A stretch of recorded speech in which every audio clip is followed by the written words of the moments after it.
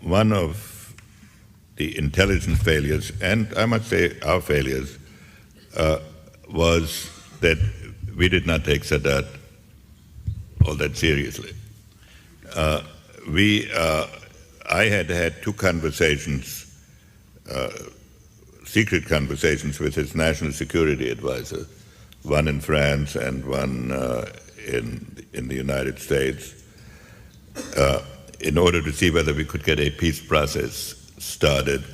And we had intended to start one after the Israeli elections, which was scheduled for the end of October of that year.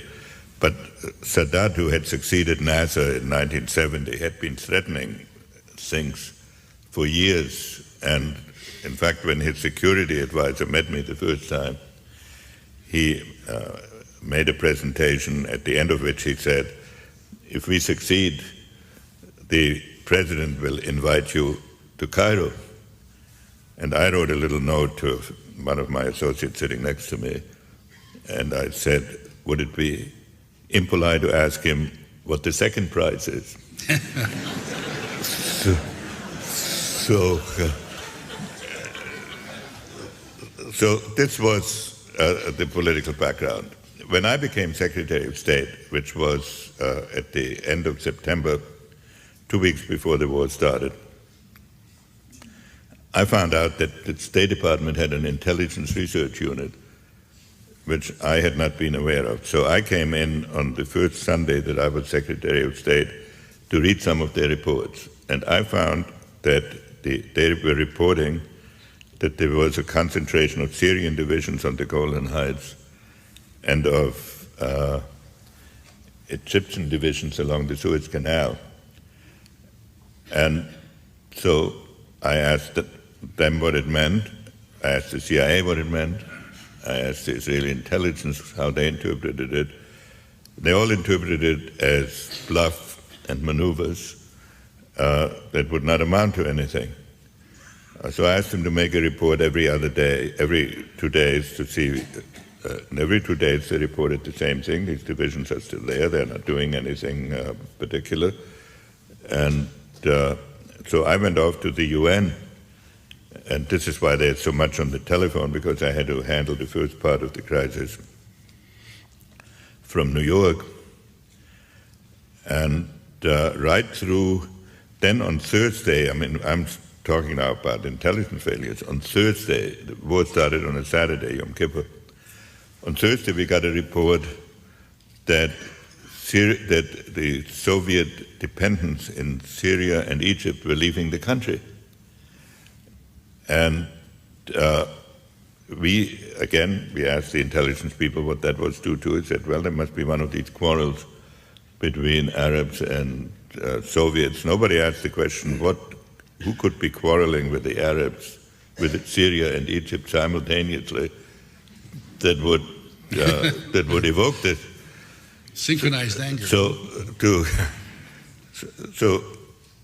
when that phone call came in at 6:15 in the morning, the first thing that Cisco, who brought me, he was the Assistant Secretary of State for Near Eastern Affairs, Undersecretary for Political Affairs, when he came in, he said, if you get on this right away, were his first words to me, if you get on this right away, you'll get it under control.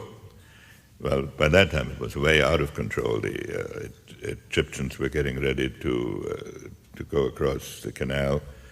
The Israelis sent us a message saying, assure the Egyptians that we have no intention of attacking, so if they're attacking because they're afraid of us, there is no need. And the first, so I asked the emergency group in Washington, that was called Washington Special Action Group, to meet to assess that situation. And their assessment was that probably Israel was starting this, because the mindset was that this could not, that the Arabs were not in any position to start a war. So we spent, it can be traced in the book, the first 3 or 4 hours of the war analyzing who had started it. And the conversation with Abba Eban, where I say the Egyptians are telling us, I was talking to the Egyptian foreign minister, to the Soviets, and I said, the Egyptians are telling us you attacked in the Gulf with a naval operation, and I said, this is not your normal way of procedure. And he said, oh, no, but I don't know what's going on. So it wasn't until it started at 6, I would say it wasn't until about 11 that it was clear who had started it and the magnitude. And it took 2 more days before we and the Israelis realized that the Arab armies had actually scored a substantial success. Let me ask convinced that it was a tragedy that the war had started, but that once the war had started, we should use this opportunity to see whether some progress could be made towards an Arab-Israeli negotiation. And therefore, we were convinced from the beginning that there would be a huge Israeli victory, and that was not at all clear for about 10 days. Israel was teetering very close to the edge of catastrophe for a while. Which was a surprise again. Total surprise. So, of course, to them too, above all. So I said it's the objective immediately that we would attempt to restore the conditions when the war started, so that if Israel advanced, we would use our diplomatic influence to return them to the starting point. And we were asking the Soviets and others to support us at a time when the Arabs were gaining, to support a ceasefire resolution on the basis of the pre-war lines. That also had the advantage that it forced the Soviet Union into a very difficult position. They probably agreed with my analysis that Israel would win, but if they took our proposal and supported it, they would be telling their Arab allies that they had to give up territory that these allies considered their own, and which was not contested as being their own. And I had some painful conversations with the Egyptian foreign minister, said, how can you ask us to go back? But at any rate, this was a position that we had at the beginning, to which we could then return when the tide had turned, and that put us in the position where all the parties had to deal with us, and where our basic theme was, to the Arab side, you can make war with Soviet arms, but you have to make peace with American diplomacy.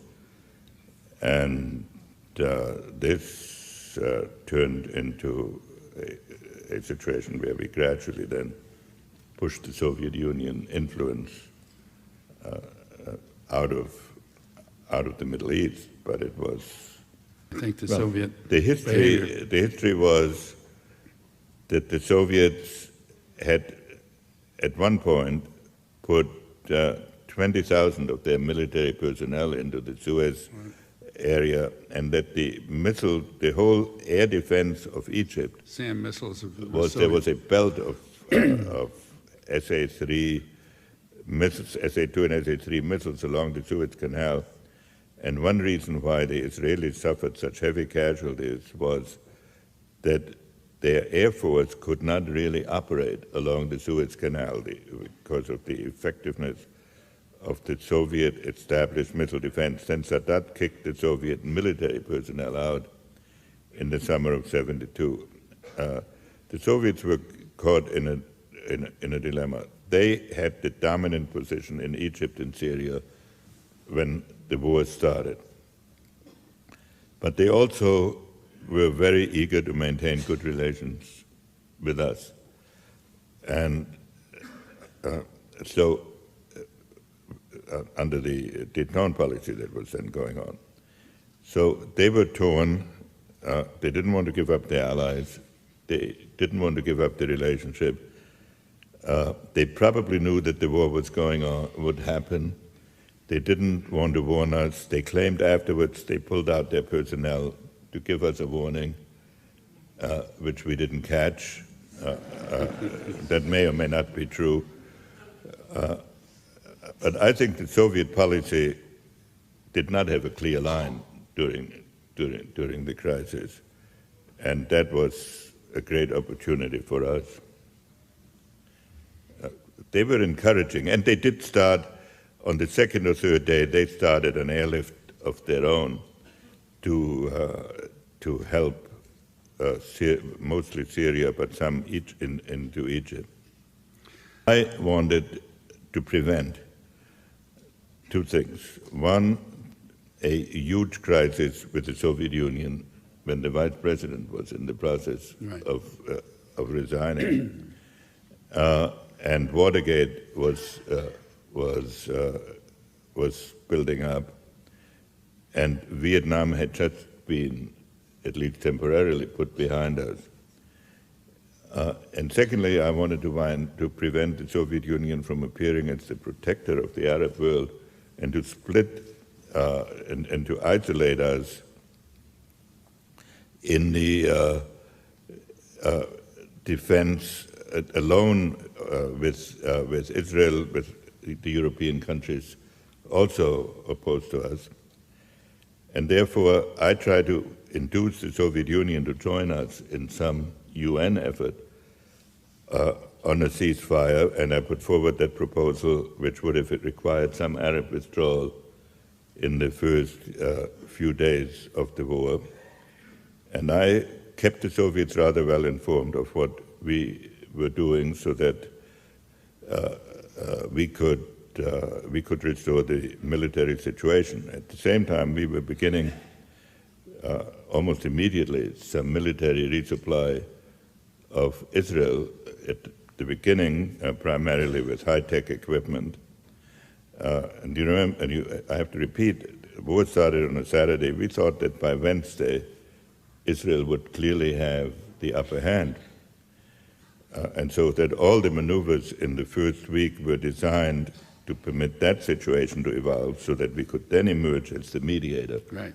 And that would reduce the Soviet the Soviet influence substantially, because the Soviet influence was based on military hardware. So, but then I had a shock because on Monday night, in the middle of the night, I had a call from the Israeli ambassador that he needed to see me urgently, together with the military attaché, and that they wanted to come by the first thing in the morning, and I saw them in the White House. And the military attaché informed me that the Israelis had lost 400 tanks in 2 days, and I forget the number of airplanes, 30 or 40 airplanes, and that they needed urgent resupply. And and that Golda Meir wanted to come over to plead her case. I said, under no circumstances could Golda come over, because I thought that this would be a sign of such absolute panic that if the Prime Minister of Israel leaves Israel in the middle of a battle,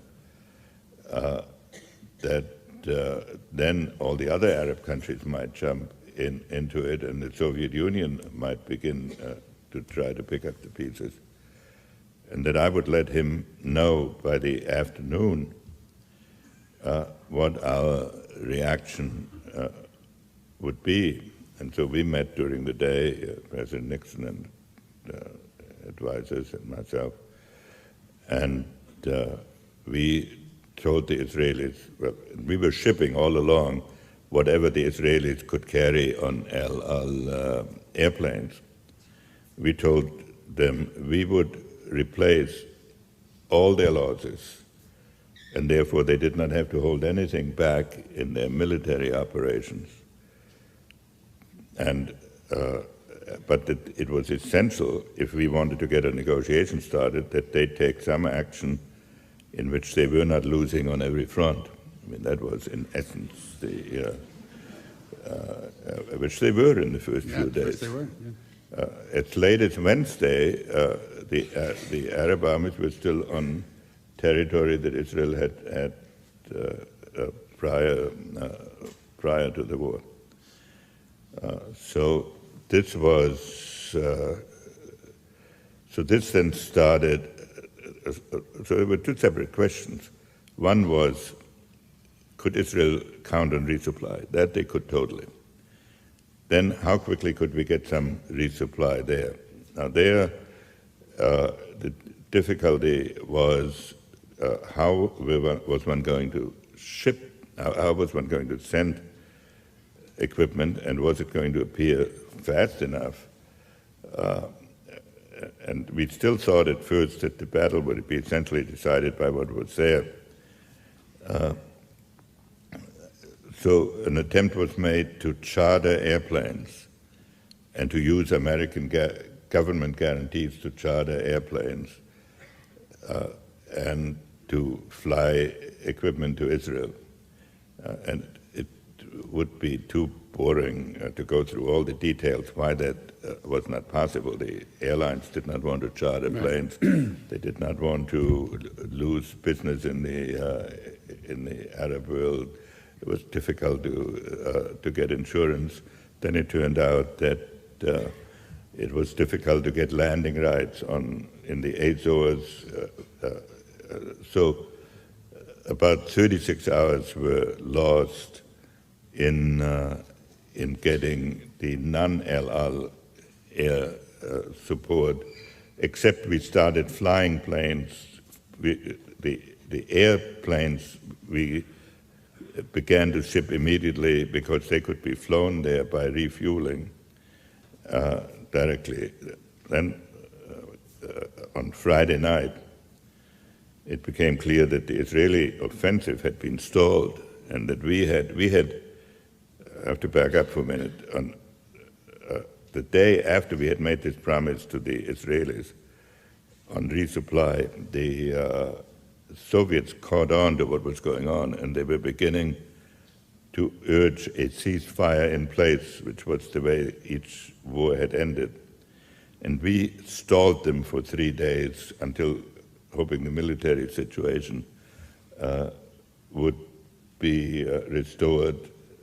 But we finally said we'll trigger that diplomacy on Saturday. By Friday night, we decided that the best way that we couldn't wait anymore for charters, and we started an American, really military airlift into Israel, which is a highly unusual thing to fly an American military airlift into a combat zone. You also worried about how moderate Arab regimes might react, Absolutely. and you were looking for a provocation from the Soviets to allow you to go forward? Well, you read the book very carefully. We were worried all along because Europe was in a panic about a possible oil cutoff.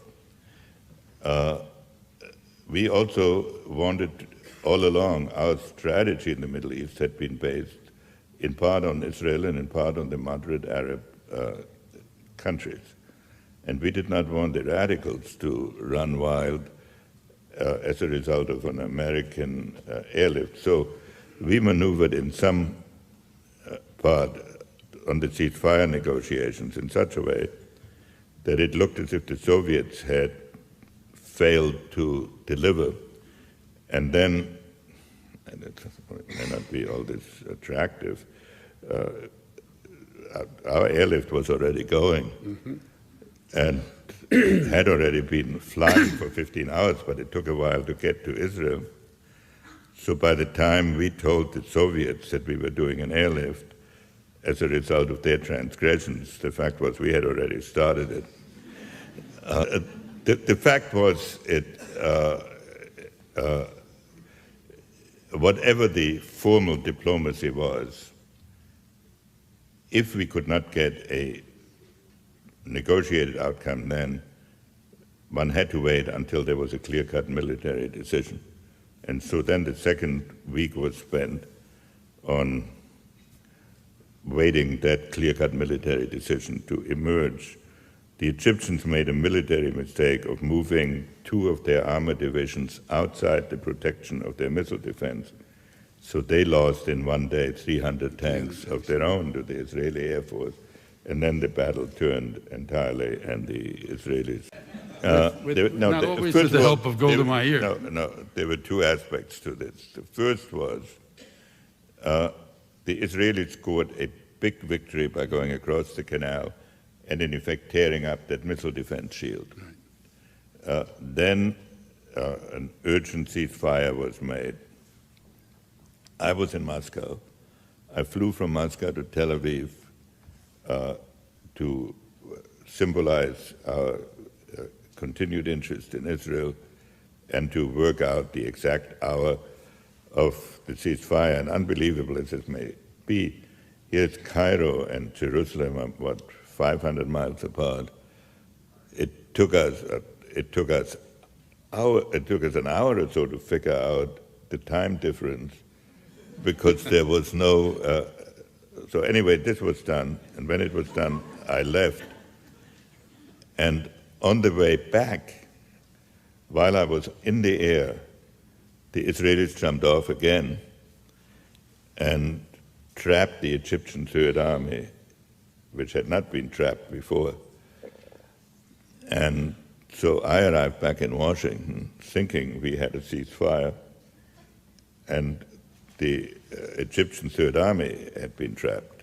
Now, we had maneuvered against the Soviet Union, but we did not want to inflict a total humiliation of going to Moscow, going to Tel Aviv, making it look as if America colluded in this maneuver. And I did not think it was either in the interest of Israel to have to destroy the Third Army, which could fairly easily be reconstituted with Soviet military help, and overthrow Sadat. By that time, I had developed a respect for Sadat because during the war, which I should have mentioned earlier, during the war, from the first day of the war on, he and I exchanged messages. And even while we were resupplying Israel,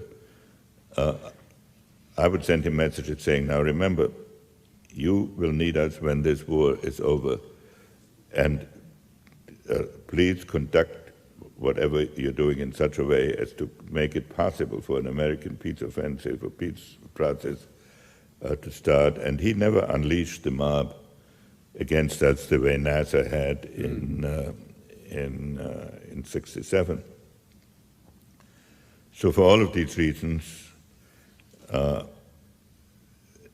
we thought that a solution had to be found to the problem of the Third Army. Before we could turn to the solution, the Soviet Union threatened to send troops. They got really angry when they found out they'd been had, didn't they? Well, yes, we did not conduct our diplomacy in order to. No, I understand. To trick them. We wanted gradually to push them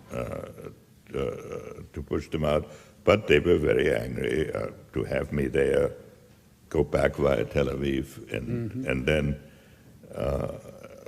so they sent us a message. It was on a Wednesday night that they moved massive naval forces into the Middle East, into the Mediterranean, and they sent us a message threatening, saying that they and we should send a joint military force, in effect against the Israeli trapping of the Third Army, and that if we did not join them, they would go alone. And they had stood down 10 of their 12 airborne divisions, which is a sign of mobilization. And so we did not respond to this message until we had put our military forces into a state of sufficient alert to be noticed by Soviet intelligence, and then we replied. And then the Soviets pulled back and said it was enough if we each sent 50 observers. And we cut that down to 20 before it was over. But then this was Thursday. So Friday, what I urged the Israelis to do was to permit a convoy of food, water, and medicine to go to the Third Army, but otherwise keep the positions as they were, keep the Third Army trapped, but not starve them to death. And this the Israelis, by one means or another, managed to avoid doing. And so comes Friday, we get a message from the Russians that a hotline message was coming. And that usually means it gets there within 5 minutes. That's why it's called the hotline. And in fact, it turned out that we didn't get one for 4 hours, so we thought, here we are building into another crisis. And so we decided that we could not have a nuclear crisis every 48 hours on an issue which needed to be resolved in everybody's interest in the way we had proposed. So we sent a message to the Israelis saying, we sent a message to the Egyptians urging direct talks between Israel and Egypt, which had never happened before. And we sent a message to the Israelis that if by 8 o'clock the next morning they had not let that convoy through, we would have to vote against them in the UN. There were groups in our government who wanted to resupply the Third Army with American airplanes, which I opposed. Well, I can assure you, we got a message from Golda Meir, which was not exactly friendly in response to this. And while these exchanges were going on, the Egyptians accepted our proposal to have direct negotiations with Israel. And that started another minor crisis, because there was, well, shall we say kindly, a misunderstanding as to exactly where they were going to meet. And that was finally solved. And so after the smoke cleared, the convoy went to the Third Army. There were the first direct talks between Egypt and Israel, and out of this 3 agreements emerged, culminating in the peace agreement. Golda could be a pretty colorful character. What was this he said to you about we're only a tiny little nation? Well, you know, here we had run an airlift, which is not the usual thing. We'd run an airlift, we'd resupplied them, we'd gone on nuclear alert. So we had certainly shown our support. And she said, well, we are just a little country.